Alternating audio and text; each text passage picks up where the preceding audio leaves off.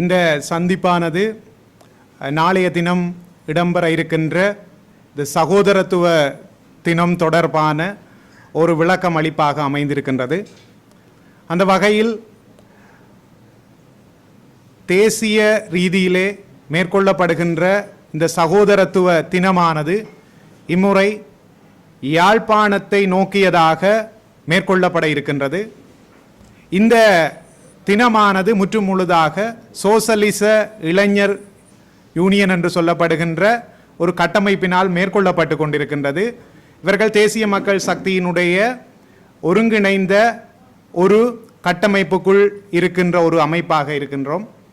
அந்த வகையில் இந்த சகோதரத்துவ தினம் என்பது நாளைய தினம் காலை 6 மணிக்கு கொழும்பிலிருந்து யாழ்தேவி புகையிரதம் வழியாக எங்களினுடைய சகோதரர்கள் கொழும்பிலிருந்து புறப்பட்டு தொடர்ச்சியாக முக்கியமான புகையிரத நிலையங்கள் என்று சொல்லப்படுகின்ற குருநாகல், அனுராதபுரம், வவுனியா வழியாக யாழ்ப்பாணம் வரை தொடர்ந்து பயணித்து இந்த யாழ்ப்பாணம் புகையிரத நிலையத்தை வந்தடைந்து இங்கே யாழ்ப்பாணம் புகையிரத நிலையத்திலே புத்தகங்களை புகையிரத நிலைய நூல் நிலையத்துக்காக கையளித்து கொண்டு அந்த நிகழ்வு மாலை யாழ்ப்பாணத்தில் அமைந்திருக்கின்ற ட்ரிம்மர் மண்டபத்திலே எங்களினுடைய சகோதரர்கள் மற்றும் தென்னிலங்கையிலிருந்து வருகின்ற சகோதரர்கள் இணைந்ததாக இந்த தினமானது மேற்கொள்ளப்பட திட்டமிடப்பட்டிருக்கின்றது.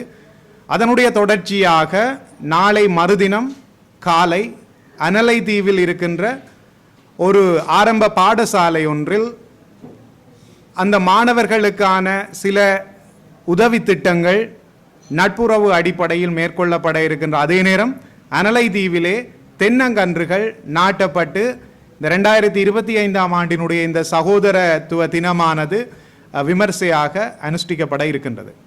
இந்த சகோதரத்துவ தினம் என்பது எதற்காக அனுஷ்டிக்கப்படுகின்றது என்பது தொடர்பாக சிந்திப்போமாக இருந்தால் எங்கள் அனைவருக்கும் தெரியும், இந்த நாட்டில் ஏற்பட்ட இந்த முரண்பாடு 1981ஆம் ஆண்டு மே மாதம் 31ஆம் திகதி ஆசியாவினுடைய மிக பிரபல்யமானதும் முக்கியத்துவமானதும் முதன்மையானதும் இலங்கையினுடைய அதிலும் குறிப்பாக யாழ்ப்பாணத்தினுடைய அதிலும் தமிழர்களினுடைய அடையாளமாக கருதப்படுகின்ற இந்த யாழ்ப்பாண நூல் நிலையத்தினுடைய எரிப்போடு ஆரம்பமாகி அது பின்னர் 1983ஆம் ஆண்டுகளில் மிகப்பெரிய இனக்கலவரமாக மாறி அதனுடைய விளைவுகளினால் பல்வேறு வகையான உடைமை இழப்புகள், உயிரிழப்புகள் ஏற்பட்டது நாங்கள் அனைவரும் அறிந்தது.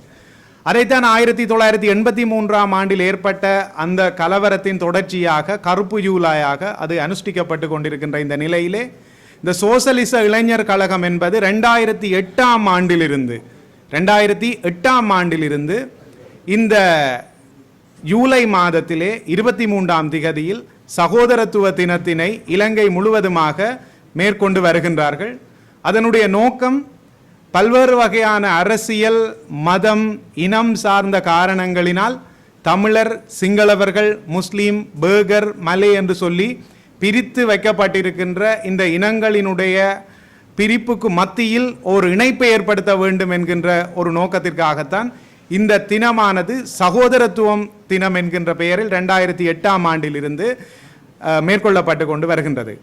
அதனுடைய ஒரு தொடர்ச்சியாகத்தான் இந்த ஆண்டும் இந்த நிகழ்வு மேற்கொள்ளப்பட்டு கொண்டிருக்கின்றது. அதனுடைய மிக முக்கியமான நோக்கம் இனிவரும் காலங்களில் இவ்வாறான தமிழ், சிங்கள, முஸ்லீம், பேகர்ஸ், அதே மாதிரி மலே என்று சொல்லப்படுகின்ற இனம் சார்ந்தோ மதம் சார்ந்தோ சாதி சார்ந்தோ எந்த விதமான பிரிப்புகளும் இல்லாத ஒருங்கிணைந்த மக்களாக மனிதாபிமானத்தோடு சகோதரத்துவத்தோடு பயணிக்க வேண்டும் என்கின்ற ஒரு ஒற்றை நோக்கத்தை வெளிப்படுத்தும் வகையாக இந்த நாட்டின் முதுகெலும்பாக கருதப்படுகின்ற இளைஞர்களினால் அவர்களினுடைய கட்டமைப்பாக இருக்கின்ற இந்த சோசலிச இளைஞர் கழகத்தினால் இந்த செயற்பாடு மேற்கொள்ளப்பட்டு கொண்டு வருகின்றது.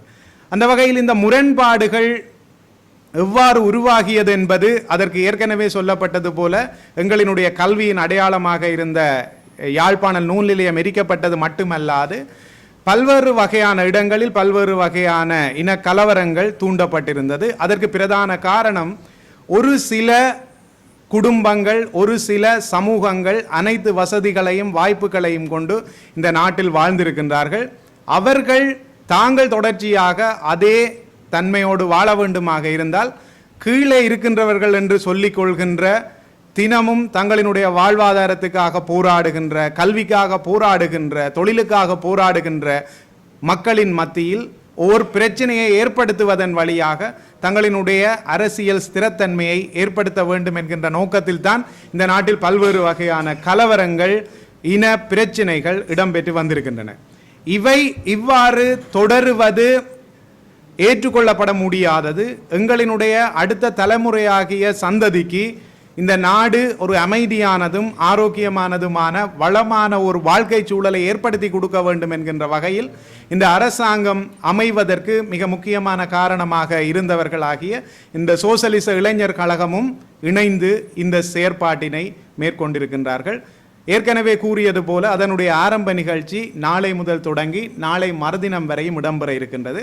அந்த வகையில் யாழ்தேவி புகையிரதத்தில் 200க்கும் மேற்பட்ட சகோதர இன சகோதர மொழி பேசுகின்ற மக்கள் யாழ்ப்பாணத்தை நோக்கி பயணிக்க இருக்கின்றார்கள். அவர்களினால் யாழ்ப்பாணம் புகையிரத நிலையத்தில் வரவேற்பு அளிக்கப்பட்டு ரிம்மர் மண்டபத்திலே தொடர்ந்து கலாச்சார மற்றும் ஏனைய நிகழ்வுகள் இடம்பெற்று இந்த சகோதரத்துவ தினமானது இனிதே ஆரம்பிக்கப்பட இருக்கின்றது.